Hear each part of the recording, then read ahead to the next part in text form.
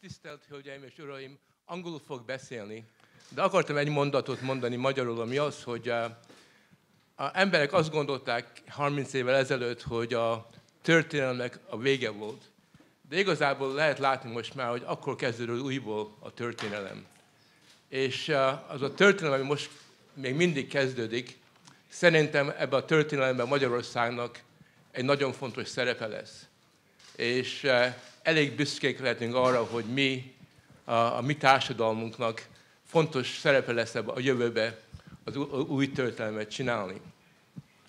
I want to talk about a very important change that occurred 30 years ago. And 30 years ago, the change was not perceptible because people were really used to the physical division of the world into two blocks.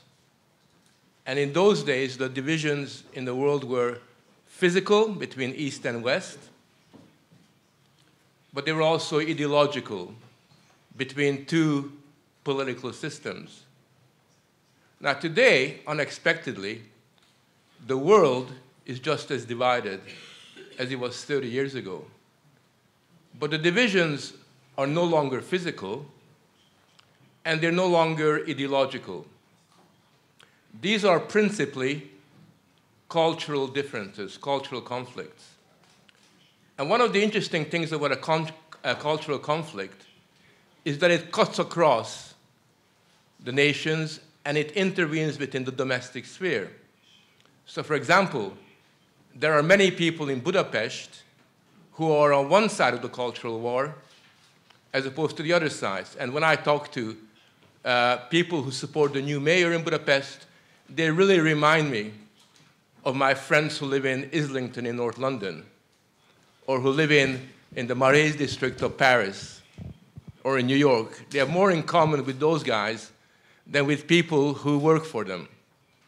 And similarly, I think that people who voted for Brexit in England feel much more comfortable and closer to people that voted for Orbán in this country than they do with their fellow English people.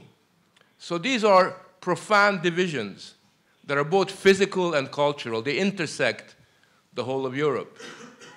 And that was quite unexpected. And so why did this happen?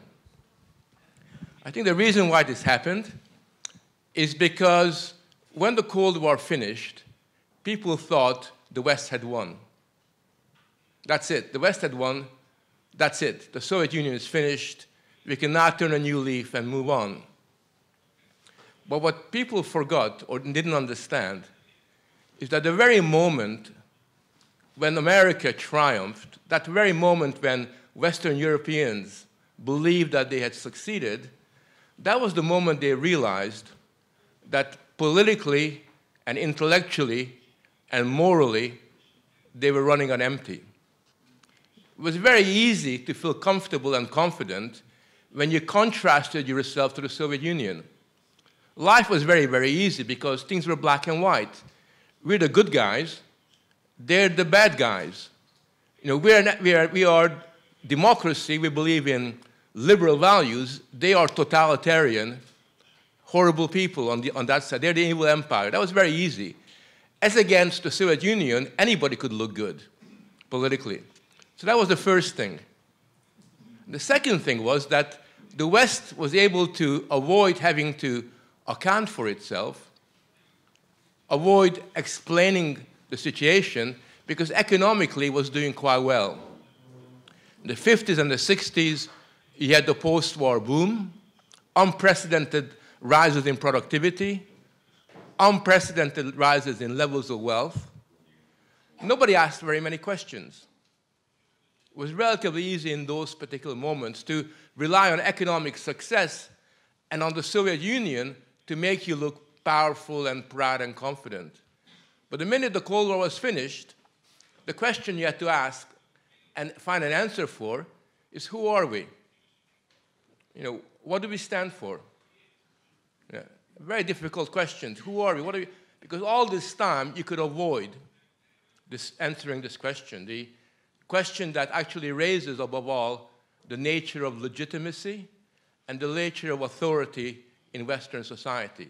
those questions did not have to be answered. And the interesting thing at that particular point in time is that when they tried to find any answers for it, it became very, very clear that a significant section of the Western political establishment no longer believed in anything particularly strong. I always remember that whenever you hear an American or an English or a German politicians give a speech in around 1989, 1990, when they give a speech, they no longer use the language of morality, for example. They don't say that this is good and this is bad. They don't say, I believe in this, but I don't believe in that. Instead, they use a very technocratic language, evidence shows. Research says. Well, as you know, evidence can show anything, and research is just made up on the hoof. We all know that. So when they were saying research shows, the statistics say this, they avoided actually answering very important fundamental intellectual, cultural, and moral questions. And that seems to me to have been particularly important in relation to the European Union. Because in the European Union, it's a good idea. I think the economic unity was a wonderful idea. But the minute they went beyond economic unity, they began to have to invent good reasons as to why we're becoming a political federal state. What is it that justifies us becoming a political institution? And they looked around and they couldn't find any answers to this. They had what's called a legitimacy deficit. They knew that when people woke up in the morning and brushed their teeth, they didn't say, oh, I love the European Union, right? It wasn't like it meant very much to them. They put up with the European Union because economically it seemed to make a lot of sense, but also because for a while it just seemed to be a good idea. So the European Union had only one argument that it put forward in around that time. And the argument that it put forward is that we are the only institution that stands in between peace and prosperity on the one hand and the bad old 1930s on the other hand. And from that point onwards, every time the European Union felt defensive, it talked about the bad old days. It talked about how bad the world was in the 1930s and how, unless we exist, there's going to be war of some sort. And that was the narrative that they began to develop. And when you had the creation of East Europe as an independent institution, I think what they were trying to do was to, in a sense, to export this kind of technocratic notion to East Europe as well. And of course, as I mentioned earlier on, in East Europe, some people loved it, they accepted it. Whenever the European Union said something, many people in Hungary or in Poland would say, European Union would say jump, and they would say how high. And if they said, this is the new policy, then they would just say that this is wonderful and they would accept it. Other people felt a little bit estranged from that. And I noticed even in the 1980s, 1989, 1990s, a lot of people began to ask questions as to what it is that we kind of signed up to. Now, how do you resolve the legitimacy crisis?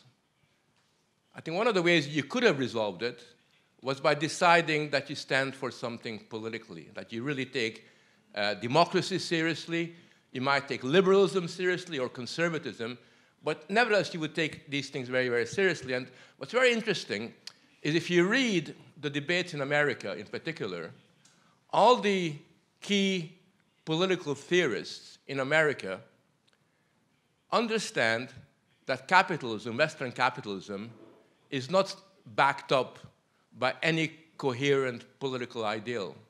If you read, for example, Daniel Bell's favorite and very important book, The Cultural Contradictions of Capitalism, it says, capitalism does not have any intellectual support whatsoever and has not had that support for a very, very long time. If you read Milton Friedman, who won the Nobel Prize for Economics, one of the most influential American economists, he writes a series of articles in the 70s where basically he says, yes, economically we look very good. We win the economic arguments because the Soviet Union looks so bad economically. But nobody understands and nobody loves our economy, right? You don't love economic growth. Right? You might prefer it to not growing, but you don't fall in love with statistics, not where I come from anyway. So you had this situation where intellectually the West was exhausted, intellectually, morally exhausted. So what do you do under those circumstances? Well, in the European Union, they did three things. The first thing they did, very, very importantly, was to develop a very clear kind of technocratic social engineering approach. And I think if you go to Brussels, you'll see that this social engineering technocracy is still, sort of very, very important. Basically, what they do is they basically decide, is there something that we can do that doesn't exist at the moment? It's all about the novelty factor being important. So anything that we create that's new is ipso facto a good phenomenon, and therefore social engineering is really about creating a future, a new world that's not really based or organically linked to the present. The second thing that the European Union embraced, and that's happened more recently, is identity politics. You go to Brussels, and there are so many identities now. There's more identities than rats, literally, in Brussels now, where the latest American identity group becomes totally absorbed and immediately embraced. And then it gets regurgitated. So, you are told, we have in England these lovely posters for the election paid for by the European Union, which tells us that if you haven't heard about trans culture, you're passé. And that we in the European Union believe that the more alphabets there are in the world, L, G, B, Q, T, X, Y, Z, the better the world becomes as a result of that. So there's a kind of use of identity politics as a way of appearing to be relevant. That's the second act. But the third, and that's most relevant for us and also for our Italian friend, is the European Union has somehow internalized and has adopted this politics that's fundamentally based and pivots around a hatred for sovereignty. I think everything in the present cultural conflict ultimately comes back to sovereignty. And if you are going to be uncomfortable with sovereignty, then it immediately follows that you're not going to like the demos, right? Because sovereignty and the demos, the people, they go hand in hand. And if you look at the political theory and the political theorists that are most closely associated with the European federalist projects, they are viscerally, and it is a visceral, almost physical hatred for what they call populism. Now, populism, for them, doesn't mean what it means for me or for Francesco. For them, populist is anything that's bad. And in particular, anybody that disagrees with their outlook is immediately christened a fascist.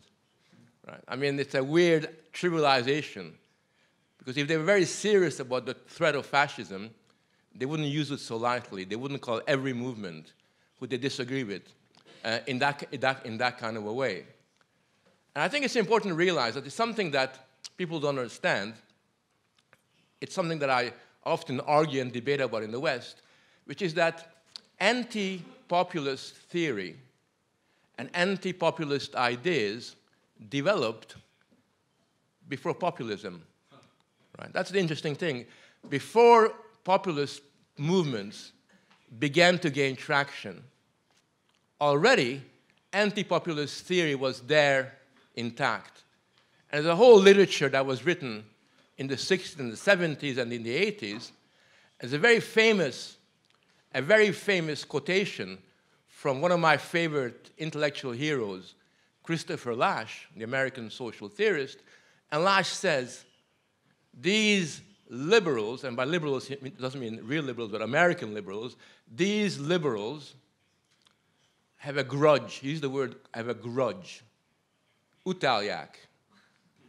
Igazából utálják. They have a real grudge against populism. And that's written a long, long, long time ago, before you have the Reagan populists, before you have even the word Trump existing in political life, a long time before the Lega Nord, a long time before Brexit. You had a few small parties, the Front National, 4%, 5% here. But populism was really not even discussed and debated, but the theory was already there. So what is this anti-populism? What is it really all about? Well, if you look at the anti-populist theory, it's animated by three very important dynamics. Three very important elements to that. If you're going to be against populism, if you're going to be against the people, you have to somehow unbound them, somehow detach them from their communities. And therefore, you'll find that very early on, the Brussels establishment has got a very deterritorialized conception of politics. The further you move a political institution from the pressures and the energies of everyday life, the better. It's what we call insulated democracy. You insulate the political systems from the pressure from below. And therefore, deterritorializing sort of political institutions and political life is the first important, because the Brussels elite themselves are pretty deterritorialized. I mean, if you ever go to a dinner party in Brussels, you sit around, there's a Swedish lady, there's a Dutch guy, there's somebody from England, you're wonderful, and you don't know where you are, Nobody is Flemish, even though you're in Brussels. French is barely spoken. It's almost like a different world that has been elevated. So deterritorialized is number one. The second thing you have to do is you have to dehistoricize politics. Somehow politics becomes abstracted from the past. I mean, the only time you ever talk about the past is when you warn people, unless you do what we tell you, we're going to go back to the 1930s. Otherwise, there is no past. The history is something you avoid, you evade, and when you talk about the history, you talk about the bad old days. It's almost as if nothing good has ever happened before the European Union was formed. It was just a bad old, long, long, long period of bad old days. And the third thing you do, which is really quite important, is you deculturalize politics. You take away culture from its organic relationship to the history, to the intergenerational memory, to the kind of the blood of a particular society, and you try to render those kinds of cultural institutions marginal, irrelevant, archaic. And in its place, in place of the cultural institutions that exist, you in Brussels prefer an institution which they invented, not just them but others, which I love the name, and it's called civil society. I don't know, have you ever heard of the word civil society? And it's an interesting concept because it's neither civil and nor is it society. But what it is are these institutions that you set up all over the world, in China, in Africa, everywhere in the world, that you subsidize to tell the people that you go to your narrative. And if you listen to the civil societies, they basically are unelected institutions who kind of claim to be speaking on behalf of everybody else. But nobody said, hey, I've elected you to say this. I never said that. Nobody else said that. But nevertheless, they play that kind of a role. And what they try to do is, through this network of civil societies, is to create what is, in fact, this institutional form of a deterritorialized, dehistoricized, deculturalized kind of conceptions. So that's really what has come out of this. And I think what's really significant for me is that, in a sense, in the world that we're living in, culturally speaking, we have very major conflicts that have emerged as a result of this kind of a process. Because in a sense, if you dehistoricize, deterritorialize, deculturalize, then what you're saying is that the values and the forms of behaviors, the way you interact, the way you behave with one another, is inferior, is of a lesser moral order than these new cultural values that we're bringing into you. And in the whole process of doing that, what we have is not just simply a conflict over culture in terms of values about religion or values about family life. It isn't just simply that. It becomes ultimately a conflict over language, right? Over the words we use. You know, take, for example, there's a word in English, which I don't think is in Hungarian yet, thankfully, but it will be, because all this crap has a habit of migrating eastward. The word is heteronormativity. I don't know if you ever had that, you know, heteronormativity. And it's an interesting idea, because in the very framing of that word, what you're really saying is that hetero or heterosexual notions being normal is weird. It's wrong. But if, you know, and because quite often when I talk about my family, people tell me, oh, Frank, you're so heteronormative. I said, yes, I am. You know, sort of nothing wrong with that. But in their eyes, you know, a heteronormativity is the functional equivalent of being a racist or being homophobic. And what you have, and it's a very interesting idea, because I'm totally liberal politically. You can do whatever you want. This is very much a personal matter. We make choices about our life as long as we're prepared to live with those kind of consequences. But when they use the word heteronormativity, what they are doing, what they're trying to accomplish, is what I call, it's the word that I invented, the aristocratization of homosexuality. In other words, what they are saying is being a homosexual is morally superior, right? More because you dress better, you look better, you know, you're very fashionable, and everything else. It is the aristocratization of a particular way of life and the devaluation of everything else. And if you examine all the new words, all the vocabulary that we read, it's all about morally devaluing the traditions and the cultural norms and the religious outlooks and the way we behave as ordinary human beings and have behaved for a very, very long time, and somehow make us feel guilty and bad about ourselves. It is ultimately a kind of attempt to create a form of self-loathing about who we are and where we came from. So I think in that sense, the cultural wars that are going now at the moment are in many ways no less dangerous than the ideological ones, because I remember as a child in Hungary, my parents would tell me, that's the enemy, and it was very visible, it was very, very tangible. We all knew what they were about. It was almost like a black and white thing.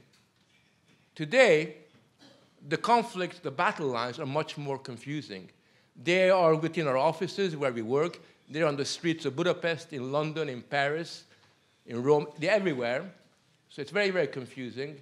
And nevertheless, they are potentially as violent, as dangerous as they were before. I know from my personal experience, I'm just going to end on this. I live in England. I'm a proud supporter of Brexit, the only sociology professor that came out for Brexit. Very proud about that. And as I said, I'm really a very tolerant person. I really do believe in tolerance. And I talk to everybody, even political opponents. I don't consider them to be my enemy. I'm happy to discuss and debate anybody. Since the Brexit debate, I've lost 3 of my closest friends who are family friends. We go skiing together with the children and all the rest of that. They no longer talk to me, right? I've lost colleagues, potential collaborators who think because I voted for Brexit, I'm like, you know, when I go home, I put on my brown shirt and I kind of make those kinds of salutes. That's what they fantasize about. And to me, what's really interesting about this, and I'm very sad about this because I don't like losing friends like this, what is very, very sad is that we now have this division, this segmentation, and even segregation of public life, which is no less painful and no less dangerous than what we had in the past. And I think this is where I think what Hungary is doing is really quite important, because I think Hungarians have realized that there is no point imitating. I mean, obviously, you got to imitate the really good things. I'll imitate anything that Silicon Valley produces. That's good. But we also realize in Hungary, I think that's one of the positive developments, is that Hungary has got as much to contribute to teaching the world as learning from it. Right? Hungary is not pretending to be a model. Right? Hungary is pretending to decide for itself the world that it tries to live in. And I think if more countries go down that road, and I think a lot of them are going in that road, then I think in the culture wars ahead, we can defend and uphold the values of the Renaissance, of the Enlightenment, what made Western civilization absolutely fantastic. And most important of all, we can regain our faith in the future. And that's what I've learned over the last 30 years. Thank you.